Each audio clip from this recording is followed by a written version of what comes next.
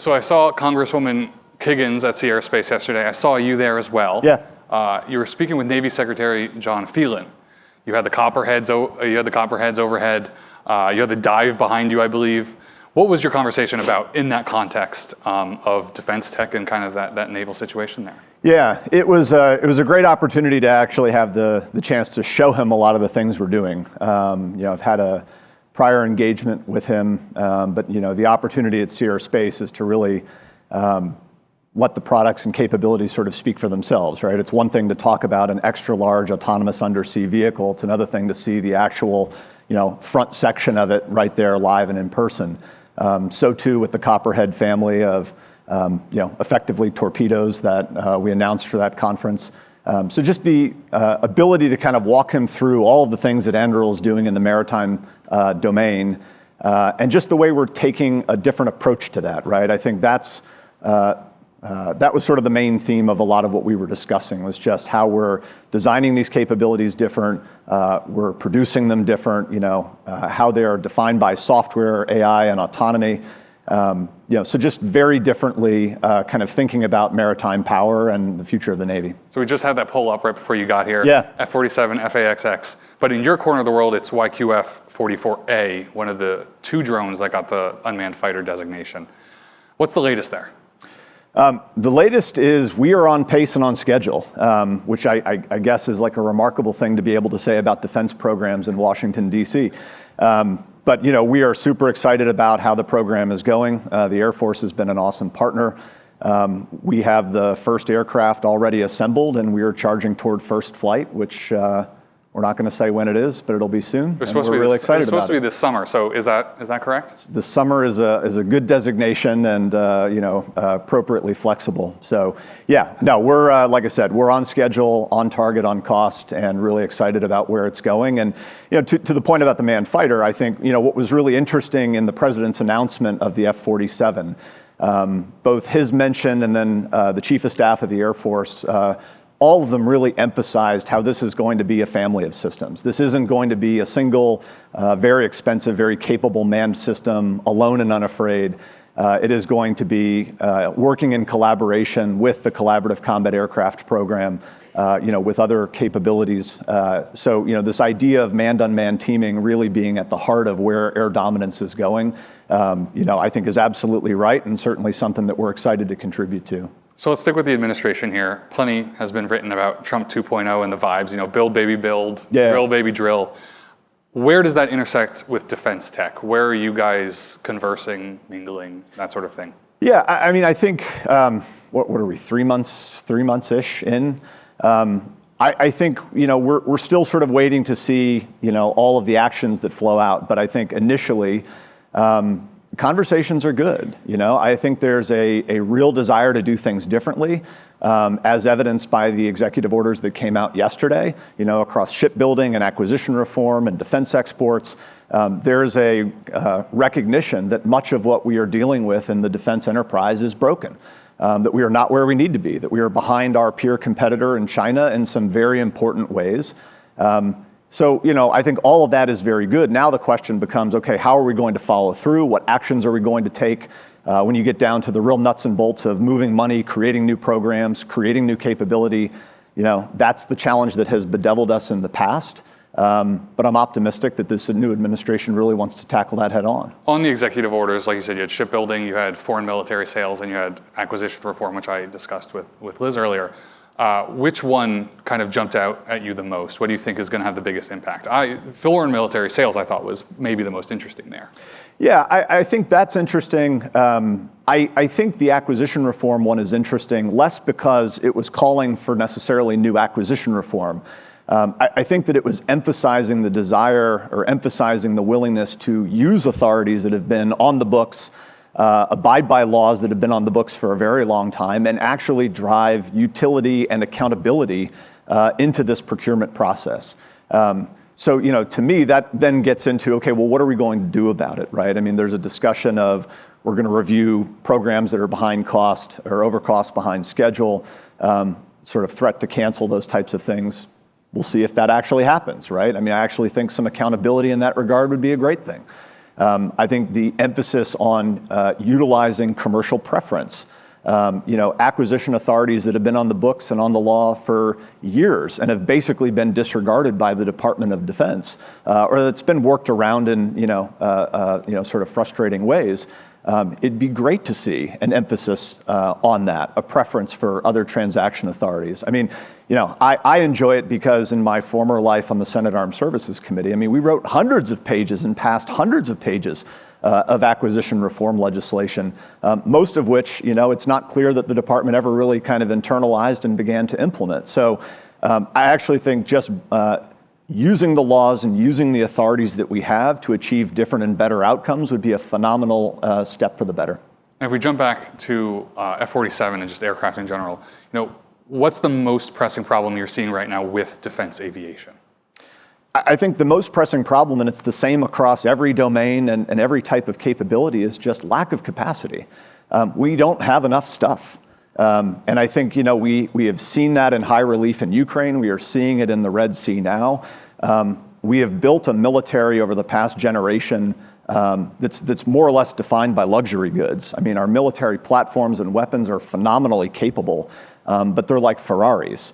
A Ferrari is a great thing to have, but I'm not driving it to work. It's not going to be a vehicle that most people are using to commute day to day. Like, we need more of that, right? We need more lower cost, mass producible platforms, weapons across all domains, and certainly in the air domain. So that's where, again, for us, collaborative combat aircraft, the weapons that are going to have to complement that, certainly as you had Liz up here, we're one of the companies collaborating with DIU and the Air Force on the low-cost cruise missile that they refer to as the Enterprise Test Vehicle.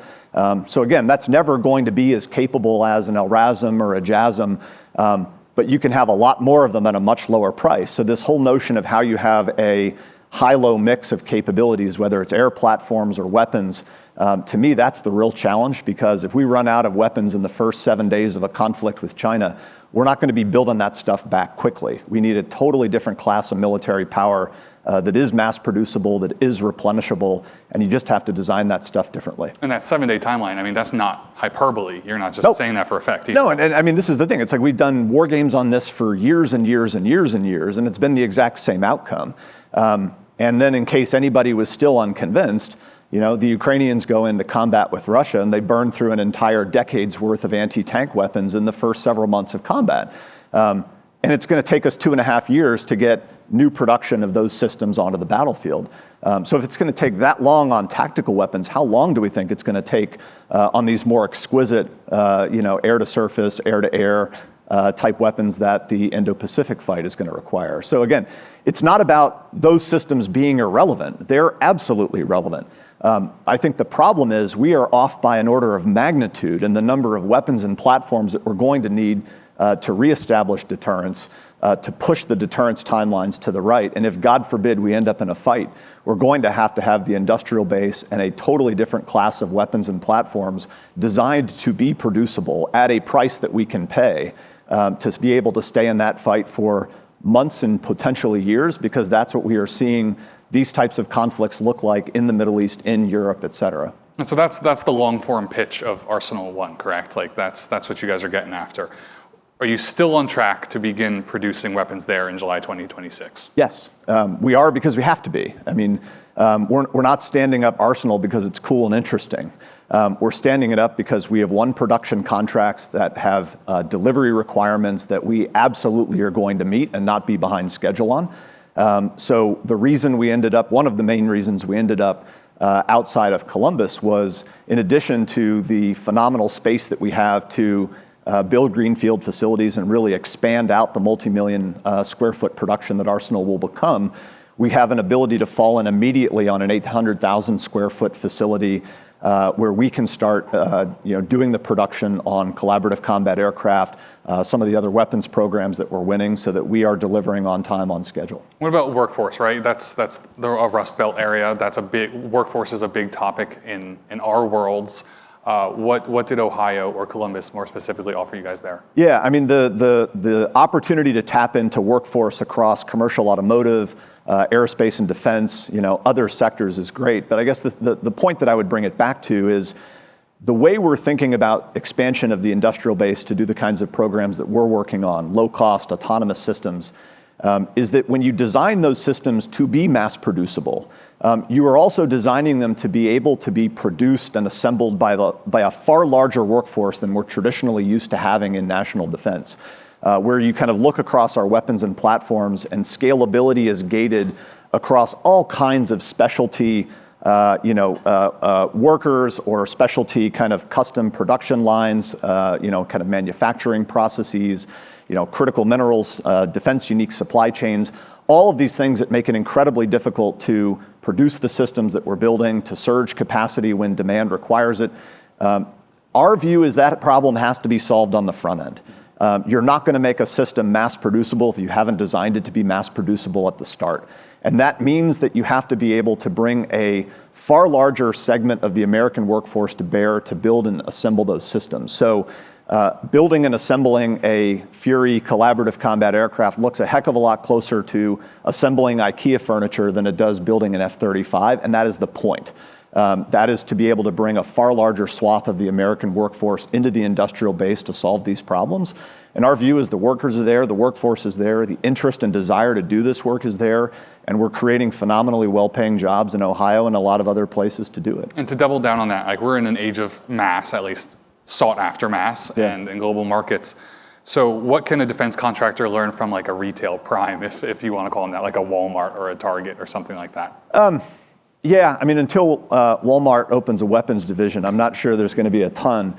But I would say the broader lessons, I think, get back to this notion of designing for mass producibility and really kind of thinking about operating at an order of magnitude from where we are. I mean, when we talk about defense production at scale historically, over the past few decades, we're not really producing things in large volumes as the commercial world would define it, right? We're talking about producing weapons a few hundred a year, producing aircraft a few dozen a year.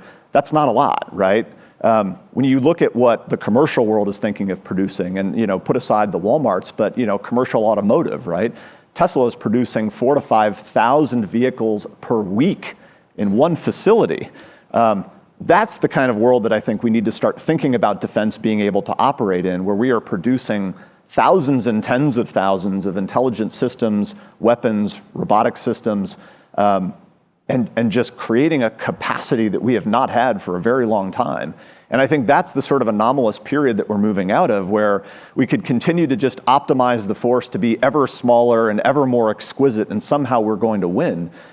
That's not how we've traditionally won in the past. That's not how we won in World War II. It was a war of production and attrition and replenishment and duration, which is, I think, how the future of competition is going to look like, far more than this kind of anomalous post-World period or post-Cold War period that we're still kind of working our way out of. So I'm getting the hook, but before we go, I got to ask, you wrote Kill Chain. Yes.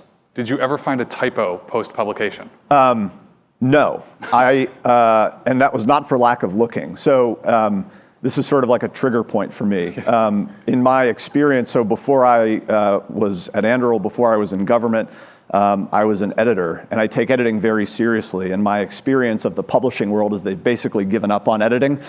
They basically just kind of throw stuff at the wall and then ship it. I took as a point of pride that I was not going to publish a book that I believed had an error in it. Now, or a typo in it. Now, what I have found is that I had one factual error that I have found. I said Robert McNamara was the head of GM when in reality he was the head of Ford.